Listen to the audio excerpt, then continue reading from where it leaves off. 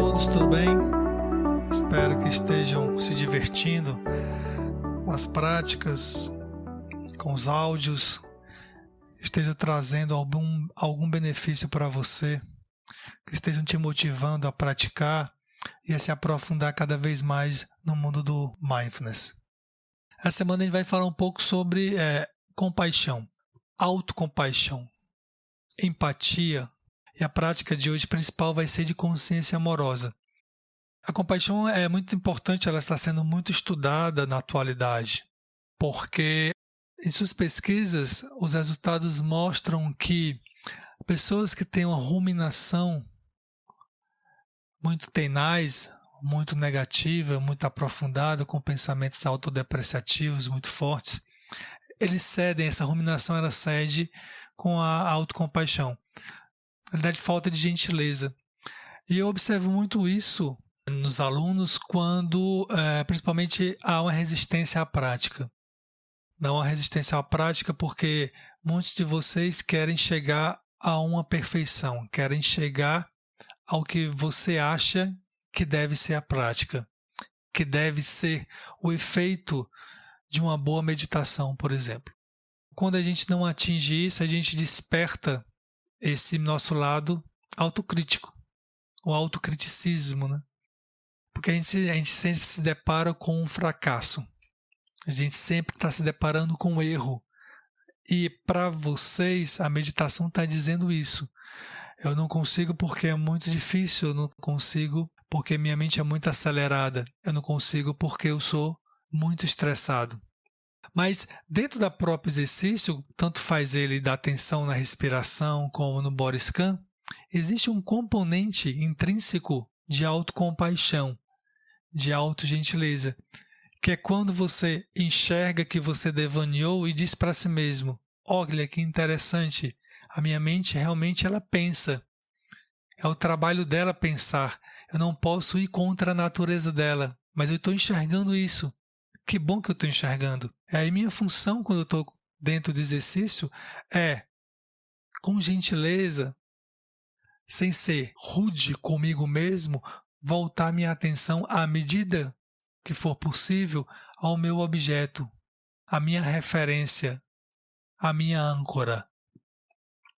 Essa é a porção autocompassiva de uma prática, onde você sabe que sua mente está agitada. O que eu poderia fazer então se a minha mente está muito agitada e eu não consigo praticar o tanto de tempo, a duração que eu gostaria? Você diminui a prática. Isso é um ato compassivo. Você sabia que a comunicação na modernidade carece de empatia? E que um olhar compassivo direcionado a si mesmo e ao outro pode apaziguar muitos conflitos? Mas qual é a diferença entre empatia e compaixão? Então a gente vai ver nesse áudio o que é empatia, o que é compaixão, como treinar a compaixão até se tornar um hábito. Então a gente já sabe a partir disso que a compaixão, assim como a atenção, ela pode ser treinada, porque ela é composta por circuitos neurais, e circuitos neurais podem ser modificados pelo conceito de neuroplasticidade. O que é empatia? Empatia é a capacidade de você compartilhar da mesma experiência afetiva da pessoa com a qual você está se relacionando naquele momento, com a postura de gentileza e consideração. Envolve sentir o que os outros sentem. Por exemplo, quando você ouve atentamente um cliente, um subordinado ou um colega de trabalho, esforçando-se para compreender o problema do outro, tanto no nível cognitivo, racional, quanto no visceral, no emotivo, e com uma atitude sempre de aproximação, de gentileza e com a abertura para ajudar o outro, você está demonstrando empatia. Você também demonstra empatia quando é capaz de observar um ente querido com dor e sentir o sofrimento dele, sem necessariamente vivenciar o estímulo sensorial, mas compartilhando o interesse pelo sofrimento. A diferença básica entre compaixão e empatia envolve o componente da ação. Então, o que é compaixão? A compaixão é um estado mental, dotado de sentido de preocupação pelo sofrimento dos outros. Empatia e a aspiração a ver esse sofrimento aliviado. Então, na compaixão eu tenho a empatia com a vontade de direcionamento de uma ação. Uma das definições mais aceitas é o sentimento que surge ao presenciar o sofrimento do outro e que implica em um desejo de ajudar.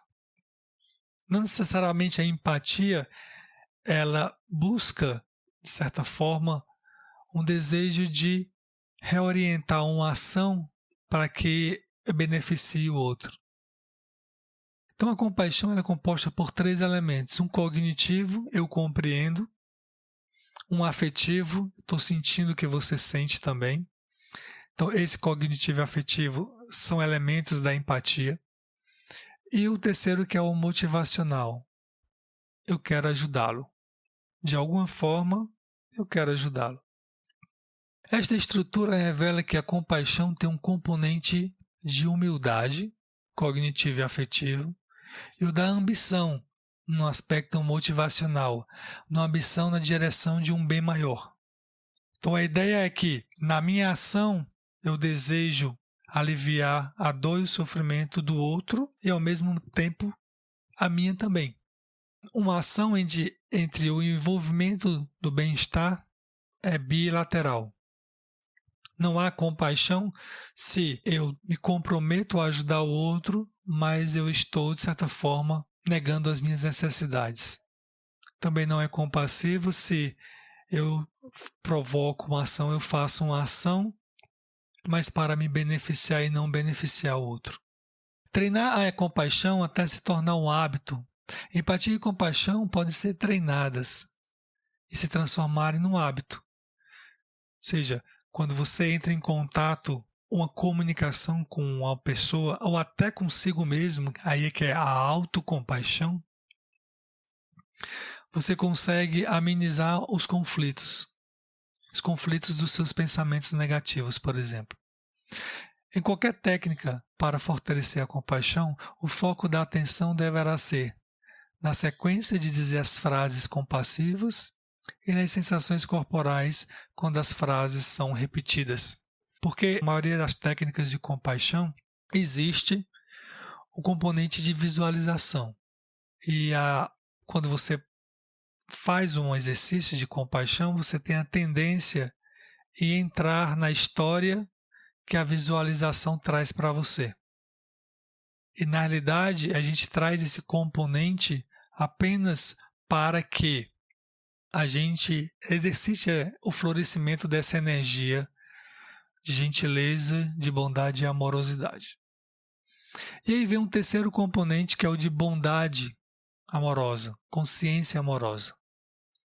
Essa consciência amorosa está tudo bem, não tem problemas, e eu desejo o bem-estar do outro, desejo a saúde do outro, desejo que o outro não sofra, que quando ele tem uma dor, que essa dor seja minimizada ao máximo possível.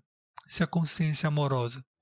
E essa prática que a gente vai focar essa semana.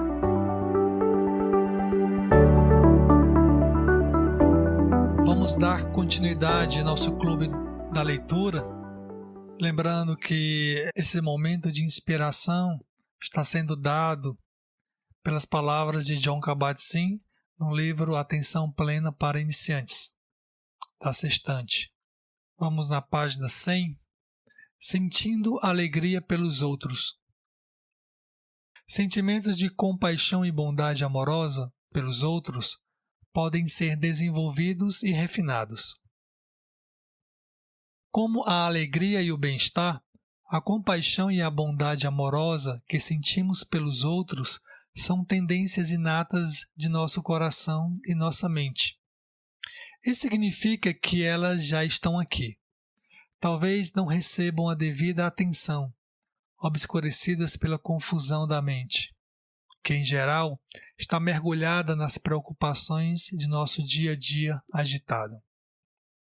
Se estivermos atentos o suficiente para percebê-los, os ensinamentos de compaixão e bondade amorosa pelos outros podem ser reconhecidos e acolhidos na consciência.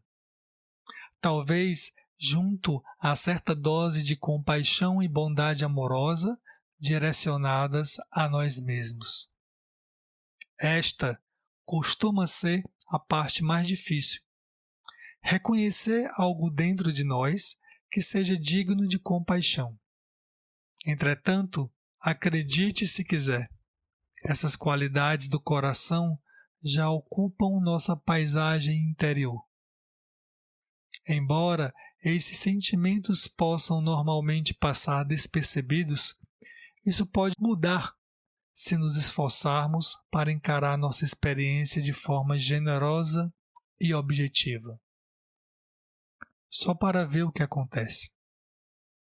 A consciência pode então servir como a porta de entrada para nos relacionarmos de uma nova maneira com o repertório completo de nossa vida emocional, sem precisarmos nos esforçar nem nos tornar uma pessoa diferente.